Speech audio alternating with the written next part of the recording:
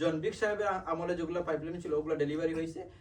ওনার আমলে কোনো social housing বানানো হয় নাই, জিরো। জন বিগ সাহেবের আমলে যেগুলো পাইপলাইন ছিল ওগুলো ডেলিভারি হয়েছে। আমাকে বেতন দেন, অনেকেই তো বেতনের ভালো ভালো জব পাইছে, বেতনের জব পাইছে, কিন্তু ফেলে আসবে। সরকার দল থেকে কেউ সরে আসতে চায় না, এটা বাংলাদেশে বলেন আর ইউকের কোনো পলিটিক্সে বলেন, আনলেস আনটিল আপনার সাথে আমার মানে কোনো ক্লাশ হয় অন প্রিন্সিপাল। আমার পার্সোনাল কোনো কারোর সাথে কোনো ক্লাশ নাই। আমি জনগণের জন্য দাঁড়াইছিলাম। আপনারা জানেন 2018 সালে যখন জন বিগ সাহেব পাওয়ারে ছিলেন, হোমলেসনেস একটা পলিসি ছিল। এই পলিসির জন্য আমি কিন্তু পিটিশন, মানুষদেরকে পিটিশনে সাইন করাইছি, সিগনেচার নিয়েছি এবং আমি স্ট্যান্ড করছিলাম। আমি বলছিলাম যারা হোমলেস হবে তাদেরকে অ্যাটলিস্ট আমরা M25 এর মধ্যে রাখতে হবে।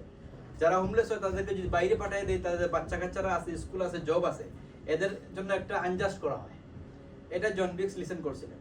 আমাদের মেয়র সাহেব, বর্তমান যে মেয়র সাহেব, উনি এটা চেঞ্জ করছেন। উনি বলছেন যে ওয়ান অফার আর যে কোনো জায়গায় উনি পাঠিয়ে দিতে পারবেন। এটা বর্তমান পলিসি কাউন্সিলের। এই জন্য আমি দাঁড়াইছিলাম জনগণের পক্ষে। এটা যদি আমার অপরাধ হয় আমি জনগণের কাছে বিচার দিলাম, নাম্বার 1। নাম্বার 2 হলো আমরা বলছিলাম আমরা সোশ্যাল হাউজিং বানাবো, কিন্তু আমি প্রশ্ন করছিলাম, আমাদের ওভারভিউ একটা স্ক্রুটিনি কমিটি আছে, এই কমিটির মেম্বার আমি। সেই কমিটিতে আমি মেয়রকে প্রশ্ন করছিলাম, সরাসরি প্রশ্ন করছিলাম যে কতটা সোশ্যাল হাউজিং বানানো হয়েছে, আনসার দেন। উনি কোনো আনসার দেন নাই, উনি অ্যাভয়েড করছে আনসার। এটা আপনি, আমাদের ওয়েবকাস্ট আছে, আপনারা চাইলে লাইভ দেখতে পারবেন, আপনার রেকর্ড আছে, কাউন্সিলের রেকর্ড আছে, ওয়েবকাস্টে মারলে ওএনএস কমিটির মিটিংয়ে আপনারা দেখতে পাবেন যে আমার প্রশ্ন কি ছিল, উনি আনসার কি দিয়েছেন। উনি আনসারটা অ্যাভয়েড করছেন, জিরো সোশ্যাল হাউজিং, কোনো সোশ্যাল হাউজিং বানানো হয় নাই ওনার আমলে। যেগুলো বানানো হয়েছে ওগুলো জন বিগ সাহেবের পাইপলাইনে ছিল। জন বিগ সাহেবের আমলে যেগুলো পাইপলাইনে ছিল ওগুলো ডেলিভারি হয়েছে আন্ডার 400, যেগুলো মিক্স অ্যাফোর্ডেবল এবং সোশ্যাল। ওনার আমলে কোনো সোশ্যাল হাউজিং বানানো হয় নাই, জিরো। আমি 2বার ক্যাবিনেটে ছিলাম। ক্যাবিনেট কেউ মানে বেতন কেউ কি ফেলে চলে আসে? আপনি যদি আমাকে বেতন দেন, অনেকেই তো বেতনের ভালো ভালো জব পাইছে, বেতনের জব পাইছে, কেউ ফেলে আসবে?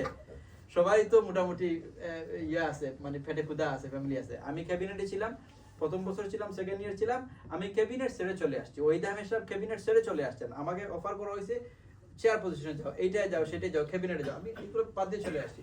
কেন চলে আসছি? On principal. আপনি জনগণের জন্য চলে আসছি। আমি বলছি না জনগণের রাইট এটা।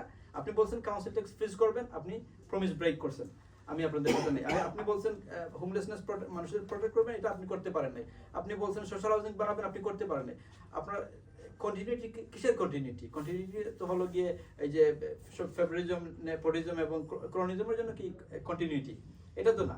আমাদের মানুষের যেটা ভালো হবে ওইটা মানুষের ভালোর পক্ষে আমরা দাঁড়াবো।